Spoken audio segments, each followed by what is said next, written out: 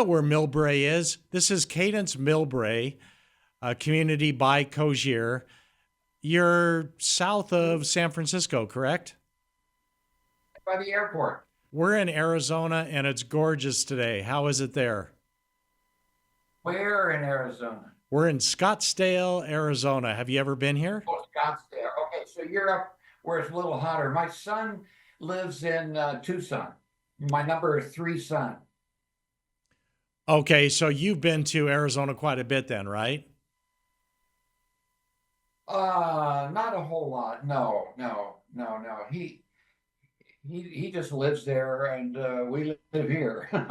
You know, I we haven't been down there more than probably 6 times in 20 years. So, Okay, uh, so let it's me ask about you and Gene in California. Why that specific Cogir community at Cadence Millbrae? we were living in Belmont. We didn't like it up there. Not that the place wasn't okay. It was just that that's way too far from our doctors, et cetera, et cetera. So we came down here and ended up here. We had heard about this place. Somebody said, you should go check them out. And in fact, if you want to know, I think it was the one of the ombudsman who said that. And you asked the ombudsman for his advice, and he said, "Well, why don't you check them out?" So, Well, I've been so excited to talk to you, Bob, and Gene because it's the month of Valentine's Day, and you have quite a story. How many years have you been married? oh, 67 years, 68 in June. Okay, so without putting myself on the spot mathematically, mid 50s, 1956? 1956, maybe. 57. Oh, I We was were married close. in 57. Okay, I was You were close. close. I was Yeah, well, that's close. not bad. That's not bad. You should be proud of yourself. And the love continues to burn, which I love. Bob, Gene, what's the secret? Come on. 67, 68 years, coming up on 70 years of marriage. What's the secret? Okay, then I'm going to say, come on to you. You know what the secret is. It's saying, yes, dear. Of course, dear. Anything you say, dear. That is so true. And you do that so well, Bob.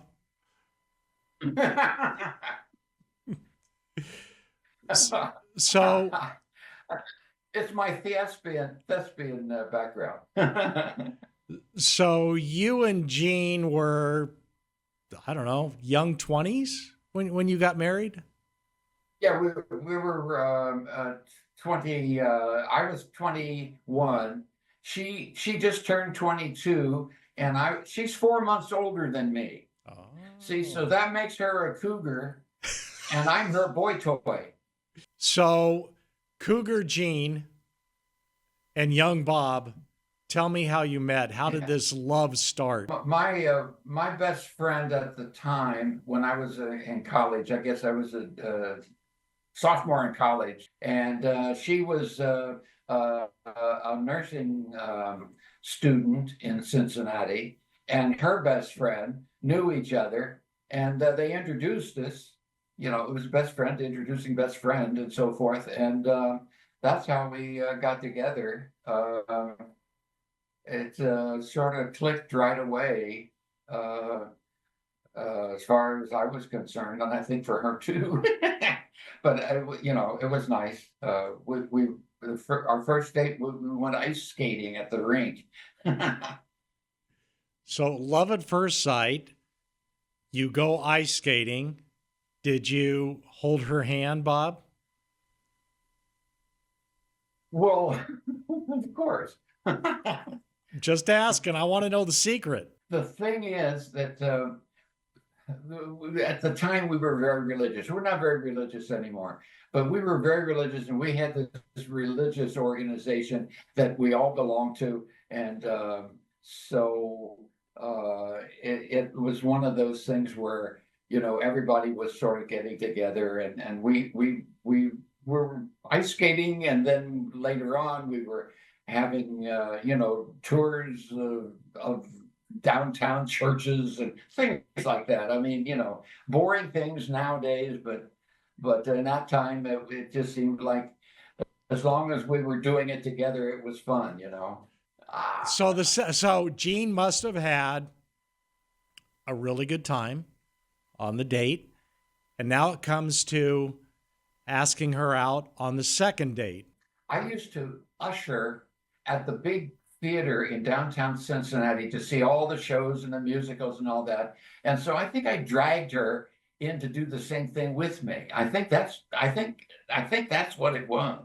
Good We move. used I to like we used that. to go see every show, you know.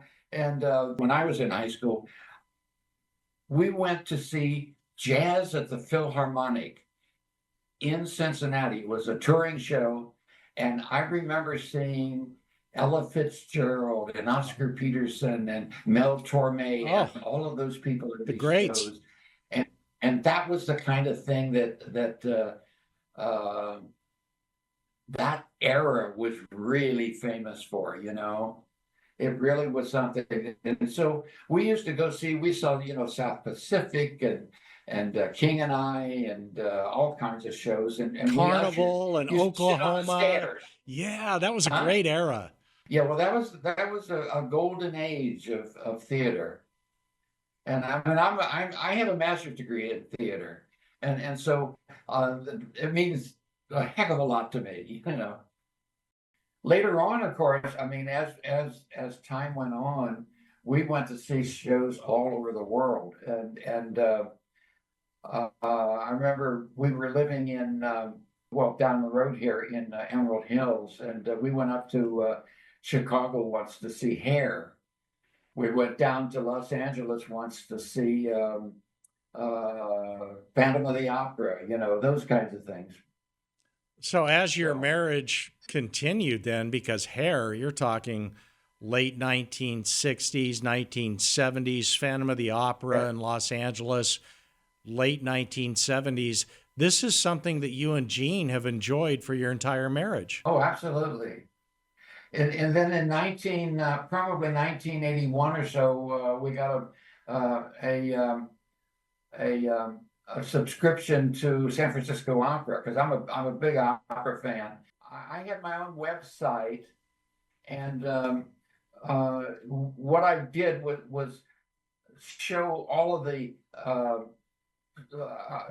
classical music and opera stuff that was going on in the Bay Area. And I ran that for, I don't know, 15, 20 years. In fact, the San Francisco Opera gave me their top award. Geez, we had a gigantic banquet, and there must have been, 300 people there and everything. Wow. And it was really, really something, they did that annually, and I was the one for, I don't know, 2007 or so. I don't know what the year was. That's the major leagues, Bob. For some of our viewers who may not follow theater, San Francisco Opera is seriously comparable to Broadway. That is where a lot of the big shows started. For example, Wicked, that ended up on Broadway, debuted in San Francisco. Phantom of the That's right. Opera, San Francisco. San Francisco was that spot and still is for big, not just musicals, but plays altogether. And Bob, is that what you did for a living? No, no, no, no, no. Me, my God, I had four careers. And my first career out of college was the Army. I was in the Army for 21 years. And 1979, I finished up 21 years as a lieutenant colonel. And then after that, I was a national sales manager for a software company down in Palo Alto. And then after that, the third one was Gene opened a home care agency in Redwood City, which is south of here. And I was her office manager, and we did that for about 11, 12 years. And then after that, my fourth career was with the opera and all the volunteer work. Everything after that, of course, was volunteer stuff. And Jean has a resume that would blow your socks off. I mean, she has a master's degree in public administration. She actually is an artist and had when we lived in upstate New York, she had a hobby ceramics studio that she operated. She's been a SNF administrator. She's been the director of nurses at SNFs and et cetera, et cetera. So anyway, that's her background. Together, we've got 6 kids, 2 girls, 4 boys. We got 14 grandchildren. Oh, And the joke is that I have either 8 or 9, 8 or 9 great grandchildren, and I don't know whether it's 8 or 9 right now, because I know there's 8. The 8th came in January, but the 9th is my youngest grandson is gonna get married, and the girl he is marrying has a little boy, and so he's gonna be the 9th when they get married. I love it. What a family. Oh, how many members of your family live in close proximity to where they can come visit? Not many. Okay. No, Okay. our oldest son lives on the other side of the bay in Union City. We have a grandchild down in Santa Cruz, which is south of here, 50 miles, 70 miles, something like that. And then I have a granddaughter that lives in Napa, which is of course north of here, Of course, in the beautiful. wine country. Yep. And I have I've got a number 2 grandson. He's a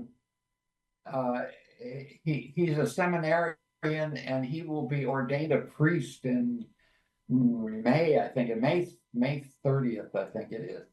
So he is in the area. I think he's in San Francisco right now. Okay. I have a So, grandson in Mexico, lives in Mexico. I have one in Hawaii, so they're all over the place. so 67 years, Bob. I've been married 36 years, and you're making me feel like a newlywed. And with Valentine's Day coming up at Cogir, Cadence Millbrae, what are the plans for you and Jean? You love darts, you romantic couple, you. Nice meal there at Cogir? Oh yeah. Well, we'll have a big party here, and oh yeah, no. Bob, tell me about living at Cadence Millbrae Cogir. I know they take wonderful care of their communities and their residents. Tell me about living at Cadence Millbrae. Well, the food is very good, and I'm on the menu committee. Oh, okay. And so I get a chance to talk to the chef every once in a while, and tell him that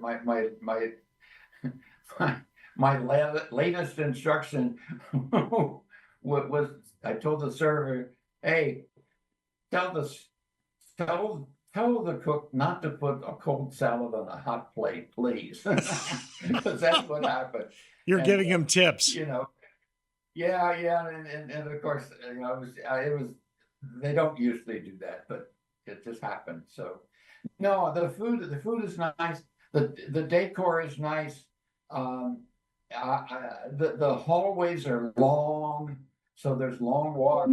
People have these walks. I don't know if you've got one on your arm that counts your steps and all of that.